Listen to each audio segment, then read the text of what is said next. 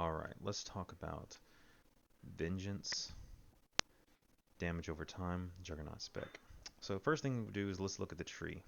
In the tree, I really want you to look at and focus at level 35.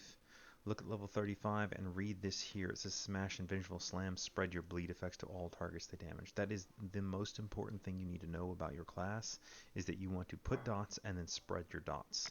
In this case, it's your bleed damage, okay? So everything to do with bleed, focus and look and read. Get what you like, understand what you're picking. The other one I want to focus on is level 43.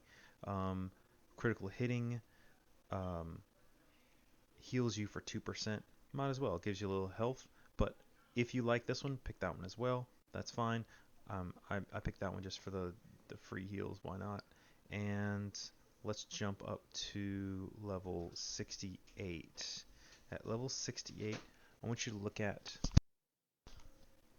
level 68. You have a 35-meter cooldown. I'm sorry, a 35-second cooldown and a 1-minute cooldown. So Saberfrect is amazing. That is amazing. It does all of your direct single target attacks that are hitting you. Goes back to attack. That's great. Okay, good. However, this allows you to cheese things so you completely resist them, and the damage is insignificant. It's not really about the damage. It's about missing. They will miss you as they damage you. So it will also propel you forward. So kind of a movement. This is a slow spec. Things move very slowly. Grab whatever else you want. I want you to read though, not just do what I tell you to do or look on the internet. Just kind of read what those abilities are doing. Okay, let's look at what this class does. So I'm going to get some rage here. This is a you have to build rage, but to spend the rage. So I'm going to just get some fake rage here. Here we go. It's filled up. And I want you to I want to see the difference between white damage and yellow damage. Okay, so yellow damage. See that yellow damage? That is going to be the bleed. And you see that dancing dot? That is a bleed damage. So you see it is a bleed type situation.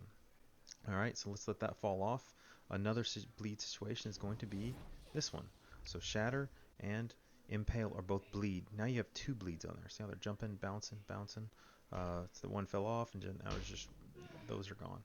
Alright, and now let's go ahead and generate a little focus here. And another bleed. For some reason, Scream will cause maybe the ears to bleed. I don't know. So it's a bleed.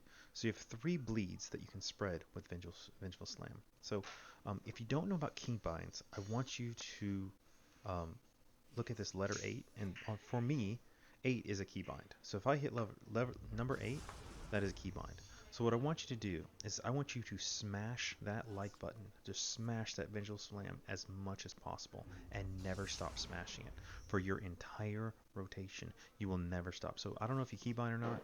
So if you keybind, you have no problem. But if you don't keybind, you need to smack this button right here, no matter what, at all times. This is your go-to because you're going to spread those dots and keep spreading them. Okay, one of the things that you're going to want to do is use this tactical here, cut to pieces. When a bleed critically ticks, it reduces the cooldown of Vengeful Slam by 1 second. So it had an 8-second, 9-second, 10-second cooldown, whatever it is, it will reduce it by 1 second for every bleed on there. So bleed, bleed, bleed, that's 3 bleeds, plus Vengeful Slam. Then if you spread them, those bleeds count down too. So you can almost infinitely do Vengeful Slam to some certain extent. So it is crazy, it's insane, but now you understand why it's doing. So those 4 interact with each other.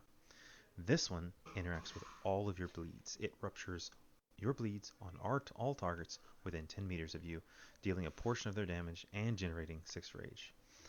That is massive because you have now burned all the bleeds all at once. So that is a lot of damage. So that's why I suggest picking anything to do with bleeding. More bleeding is good. All right, so you have your gap closer, obviously, and you have 2 ranged attacks here. So if Hue is glowing, you can hit it. So basically, you do 1 through 4, 5 through 8, 9 through equal sign. So number 4, Sundering Assault, actually generates 5 rage. So that's going to help you get this whole thing started. But don't hesitate to hit Vengeful Slam. No reason not to. It does not cost anything. It is free. It costs 0, and it actually generates 1 rage. So literally, if it's ready, you smash that 8 button, you smash it like your life depends on it, because it's just, there's no reason not to. So let's go ahead and jump in there and see how it works. So let's jump in. I don't know. Why is my enraged defense right there? That's weird. Oh, that's the wrong spot. I apologize. For some reason, my enraged defense is the wrong spot. There we go. Let's charge in there again. Alright, this thing's glowing now. You build the focus, and you start spinning that focus to bleed, bleed, bleed. And I forgot, but you need to be smashing that 8. Got distracted there. All those. Now see all that stuff happening there? And start over. So you may not ever have to hit Vicious Slash. If Sundering Assault is ready, go for it.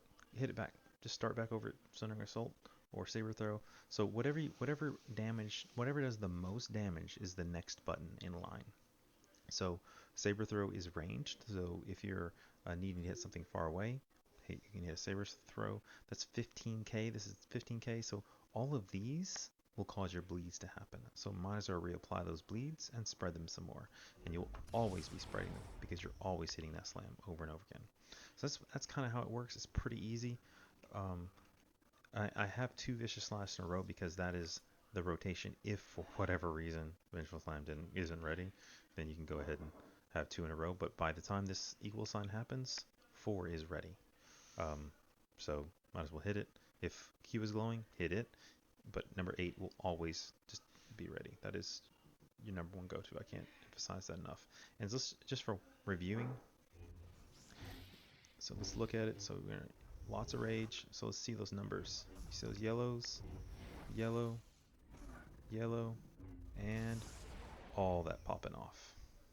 So let's go see this in action. Why did I miss? That's weird. Why did I miss? That is weird. Oh, I'm at 109 accuracy. Huh. That's why. Yeah, so it's important to have that 110 accuracy. I missed just now. One of them resisted. So for PvP, you'll have 105. For PvE, you'll need 110. As you saw, one of those moves resisted, and you don't want anything being resisted. You want everything to hit every single time.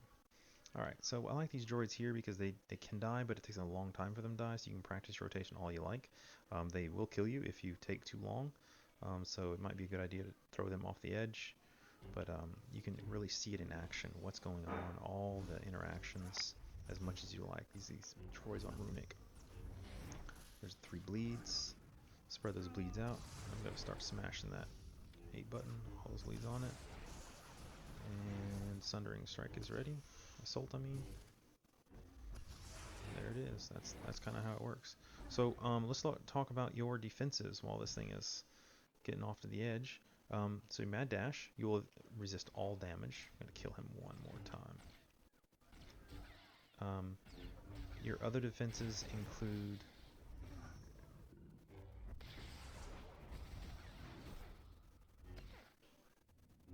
Did he die yet? No. Oh, he's healing. Alright, so you have Threatening Scream. So this one is actually defensive. It is a defensive, so you can hit it. It's also a threat drop. Endure Pain. This is a tricky one, because Endure Pain is a purge for sure, but it also increases your health.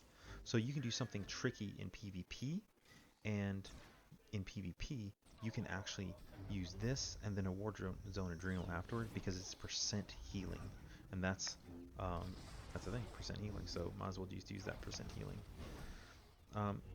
Saber Ward is mostly defends against white damage. There's a little bit of yellow, but mostly defends against white damage. So that's a good one to keep in mind if people have white damage against you. And if you're against a Juggernaut, okay, so if you are fighting a Juggernaut, yellow, yellow, yellow, yellow, all of these are yellow. So you stay away. Get away from them. Stay away from them. Find somebody else to battle. Alright, Enraged Defense. This one will heal you every time you take a hit. So if I hit it right now, it'll do nothing because this droid's not hitting me. Nothing's hitting me. So that would be a waste to use it at the moment. Alright, so now he's hitting me, so I'm going to hit it, and you'll see that I'm getting healed. There's 46k, 31k, so he's actually healing me every time he hits. So this is a little, you get out of jail free card, and very effective. If people start seeing you heal up, sometimes they'll notice, sometimes they won't, and If they don't, then you're healed to full. Sometimes people just burn right through and just, for whatever reason, they'll just continue to hit you through your heal, and that's when you take the opportunity to just slam spam them away. And I have not been but you see how often that Vengeful Slam comes off cooldown? Alright. Anyway, that's all I got for you. There's pretty much not much else. I would say use Retaliate if it's on cooldown, but I don't really see a reason to use it. It uses 2 Rage and is not really that great for this particular spec. And your didn't get him off the edge. Your taunt, just don't use your taunt if you are not supposed to be using your taunt. If you're in PvE and you'll force somebody to attack you and put you at the top of the threat table, just get it off your bar. Don't use it. There's no reason for you to have it. So uh, that is, oh, that's almost it. So your unleash, of course, that will prevent you from being stunned. So if you're stun locked, you get 1 chance every 2 minutes. Your interrupt, if you see somebody like, so I cannot interrupt the repairing, but if usually you'll see a cast, and I want you to do something real quick for me, please. If you go to your interface editor, I want you to get in your interface editor and find your target's cast bar and put it above your interrupt, wherever your interrupt is. I don't know where you have it, but I want you to do that. That way you see somebody having a cast bar, then you can interrupt them at all times. So it's really effective to interrupt people, and you'll want to do that as often as you can. And it looks like this guy's gonna kill me before I throw it off the edge. Alright, that's all I got for you. And have fun out there doing your slam spam.